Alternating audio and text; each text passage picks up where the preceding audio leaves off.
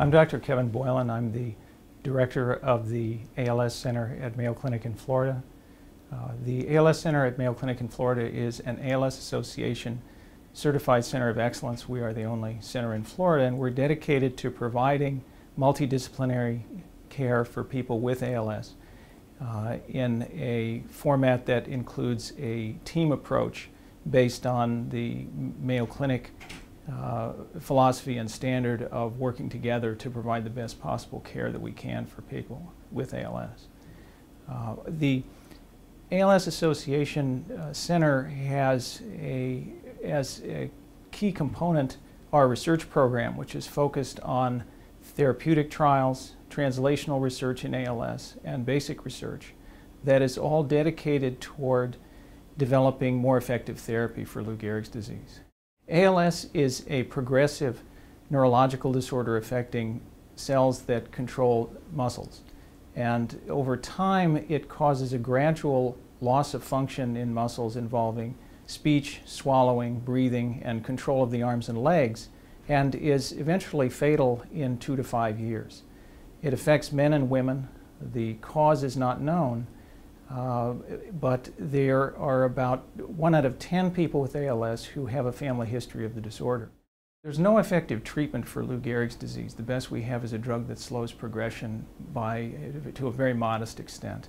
And the challenge has been that in developing therapy, that the cause of the disease in people generally with ALS is not known.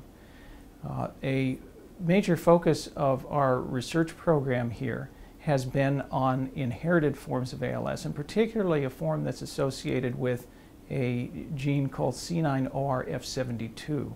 The C9orf72 gene has a repeat expansion associated with it. That's a genetic change which is linked to familial ALS in a significant proportion of people who have familial ALS. It accounts for probably 40% of familial cases, but it's also found in 6 or 7% of people with ALS who have no family history of the disorder. And the effort has been to try to understand the way in which that mutation leads to ALS, because it's believed that that will help in the development of focused therapy in a way that has not been possible in other forms of ALS where the cause of the disorder is less well understood.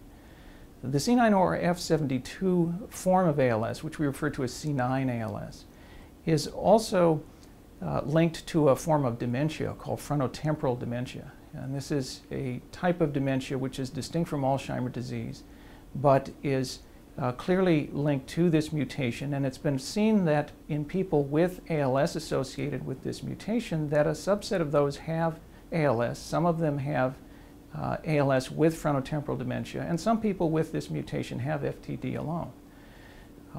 The focus of our grant has been to build on research that our center, our research group, has been doing to try to gain a more clear understanding of the ways in which the mutation leads to disease, because that information is going to be essential for therapeutic development. There are research groups, ours and others, that are working on therapy targeted at C9 ALS and C9 FTD. And it's expected that within 18 to 24 months that therapy is going to get into the earliest stage human trials. In order to be able to reliably examine the effects of that treatment, to know whether it works, it's going to be essential to understand what the natural course of this disorder is over time. And our research project, what we are being funded for with these grants, is intended to help accomplish that. It's believed that this type of approach, looking at an individualized type of therapy that's directed at a specific subtype of ALS, may turn out to be the future of this disorder, because it's believed increasingly that people with ALS don't all have the same condition, in the same sense that people with some forms of cancer have distinct forms of cancer, and that this type of individualized targeted therapy is really going to get us much closer to effective treatment than the strategies that have been applied up to this point.